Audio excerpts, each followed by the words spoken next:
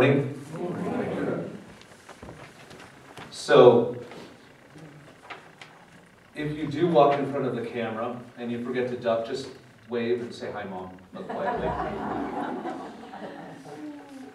So today, I have to confess that the way I do these talks, I write these things up, is I come up sometimes with an interesting sounding title that makes me giggle to myself, and then I try to write something about that. And that's kind of how today happened. So what I have to present, it turns out, is not much of a parable, it's more of a personal experience, having to do with our family pet, whose name is Marmalade Lion. And here we go with the parable of demonic feline. My story begins at 2 in the morning on a weekday night several years ago when, thankfully, for perhaps the first time in weeks, my toddler slept. He had managed the slowest recovery from chest infection in history. I know that's a little hyperbolic, but this means that each night for more than a week, I had awoken to the sounds of his gentle sobs and wheezy coughs.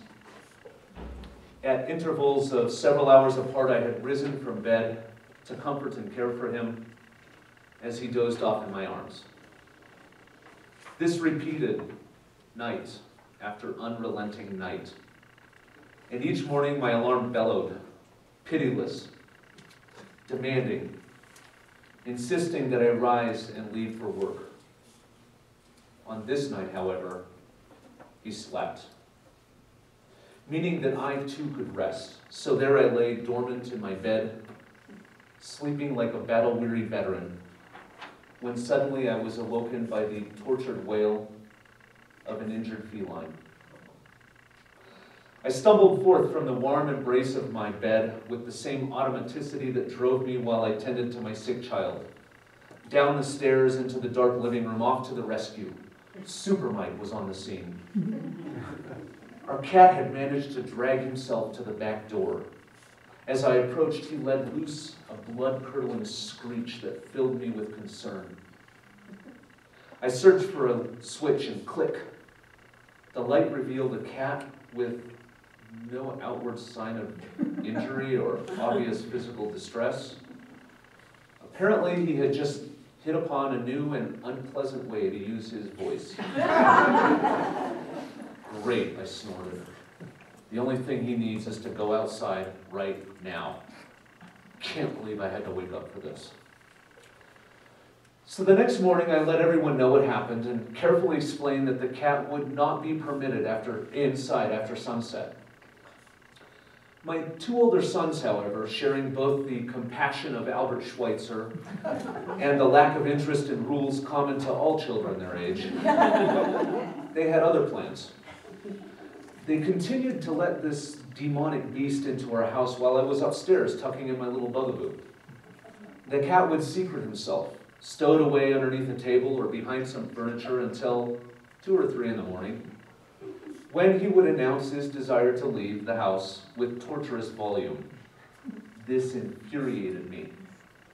So after a week of sleepless nights, I finally threatened to wake everyone in the house up if this cat was let in again. The kids relented, and each night this underworld fiend was ejected from our house so that Dad could rest and his tirade could cease. Life resumed normalcy, and Marmalade Lion would vocalize an occasional yowl, but generally he was pleasant, maybe even cute. The problem was that he had found an effective tactic, and those are not easily forgotten. M. Lion would, with increasing frequency, employ his demonic yowl to get what he wanted. His wail, which could aptly be described as half-strangled kitten and half-choleric demon, would inundate my senses, pushing me towards the precipice of blind rage.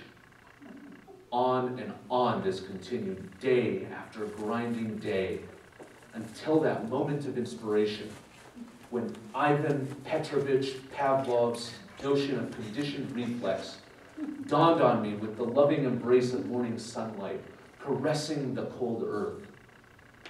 I had just explained the history of Pavlov's dog to my then 11-year-old son, when it occurred to me that with the deliberate and consistent use of a well-aimed spray bottle, I might train our cat to use a more pleasant sound when making requests. With high hopes, I undertook this project in secret. I would not be thwarted by the Schweitzer-like instincts of my wife or kids, who, incidentally, never once woke up to deal with the cat. So I proceeded to administer a squirt to our feline on any occasion that his voice assaulted my serenity. Just one squirt, simple and consistent. This experiment continued for more than a year. I pitted my stubbornness against his instincts, betting on Pavlovian conditioning to carry the day. Each day I would spray, and he would yowl. I sprayed again, he yowled again. This cycle repeated until our cat was reduced to a pitiful, sopping wet mound of fur, and I, a defeated man with little faith in the rational nature of life. Ultimately, my cat learned the wrong lesson. To him, I became the overlord of terror, the man of remorseless spray, a tormentor to be feared. He never once associated the spray bottle with his vocalizations. Rather, he hid whenever I entered the room, and from his shelter, his serenade courted ghouls. Finally, I relented. I accepted that he would not be trained, that his vocalization must be hardwired, and I could not change it. This was a blow. But I knew I had been wrong. It wasn't a complete change of heart. I still pretty much dislike Marmalade Lion, but I do regret having traumatized him. If I had it to do all over again, perhaps I'd search for a cat muzzle, or maybe just leave him alone. This article, however, is not about my cat. Rather, it explores what I've learned from him about myself. I've learned that through me, Pavlov has tormented not just one slightly barmy feline, but my children, my wife, my co-workers, countless other people. Like a merciless scientist, I have periodically lashed out with this idea of conditioned reflex and wounded those who are closest to me, leaving them hurt and confused. Always, this has followed some incident where I interpreted their actions as cruel or callous.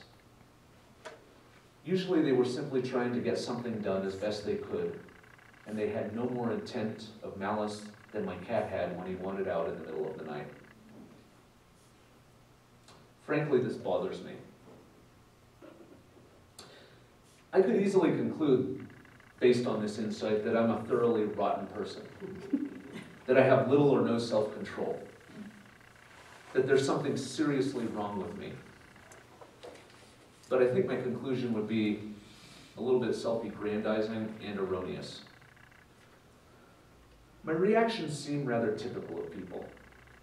Maybe not the spray bottle thing for a year, but it seems that virtually everyone has a bit of Pavlov in them.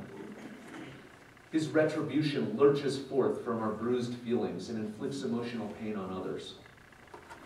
This leaves us in a position where either we confront the mess that we created and try to offer a meaningful amend and not set my papers on fire, or we justify our cruelty, placing the blame solely on those whom we love. Now, there's almost always someone thinking, this doesn't really apply to me.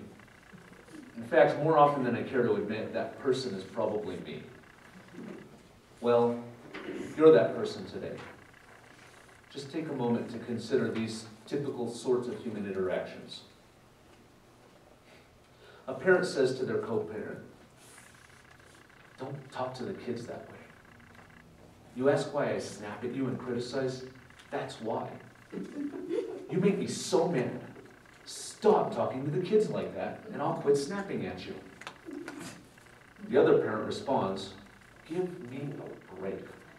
You can't possibly pretend ignorance to the fact that your constant negativity and criticism angers me to the point where I just get mean. Why don't you stop? Meanwhile, in some other house, another married couple has the following exchange. You spilled that drink down the front of that cabinet and walked away without even cleaning it up again? Do I really have to do everything around here? The other spouse says, do everything? Really? If you could trouble yourself to reattach juice lids, vitamin bottle lids, spice jar lids, we wouldn't have so many spills. Now that I think about it, I'm not sure why I clean anything up. Maybe if you had a little bit more care in reattaching lids, we wouldn't have so much trouble. I think we get confused. We forget that we're talking to someone important, like our spouse, our best friend, our children.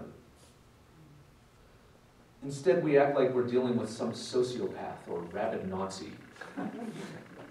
We act like Pavlov, remorselessly harming the subject of our experiment. And this is insanity. One of my favorite definitions of insanity has been attributed to several professional athletes, to Benjamin Franklin, and to Albert Einstein. I don't think that they all coined the term, so I never found out who really did. But it's frequently used in 12-step recovery groups, and it reads, insanity is doing the same thing over and over again, but expecting different results. Doesn't that maybe seem to describe humans a little bit? From my perspective, we humans have a strong tendency in this direction.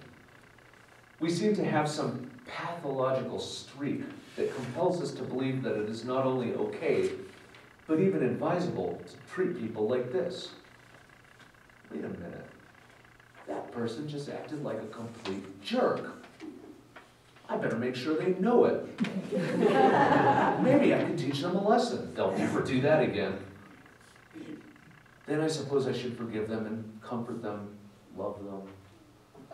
I'm such an enlightened soul. This never really works out though, does it? We persist in it anyway.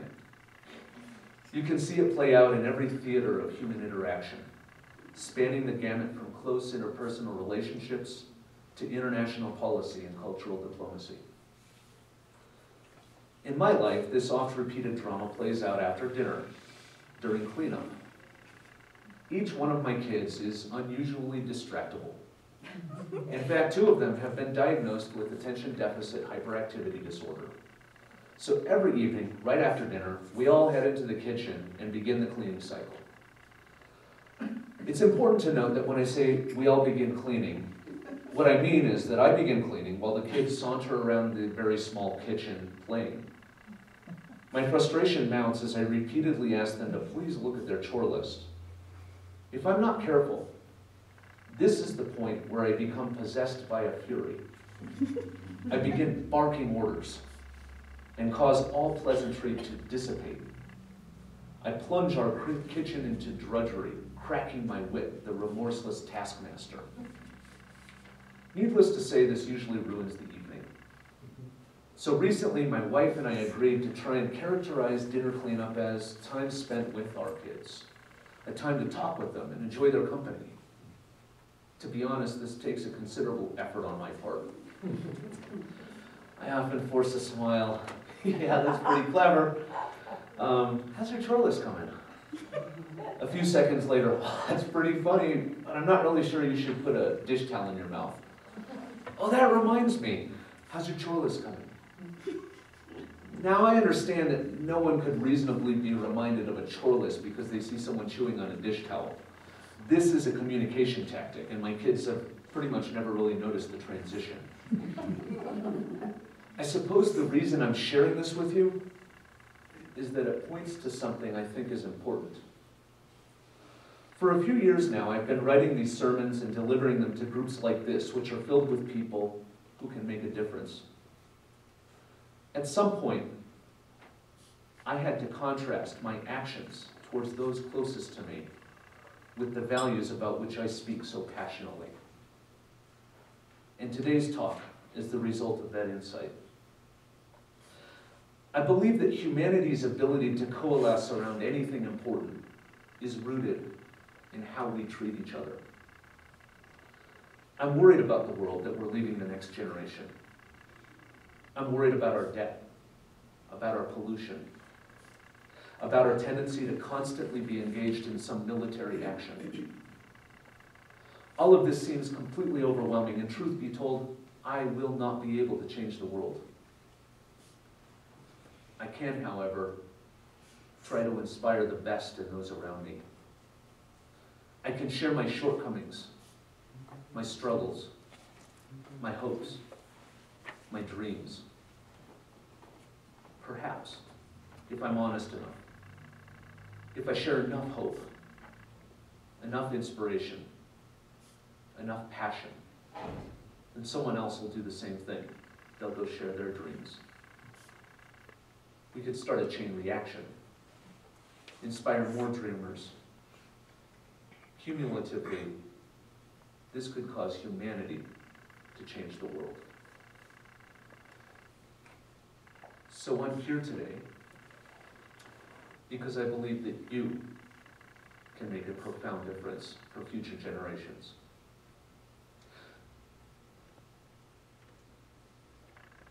I believe that you are the agents of transformation. Though I'm an atheist, I have faith in my fellow human beings. I have faith that despite our Pavlovian tendencies, we humans are miraculous, capable of the most astounding beauty and incredible charity.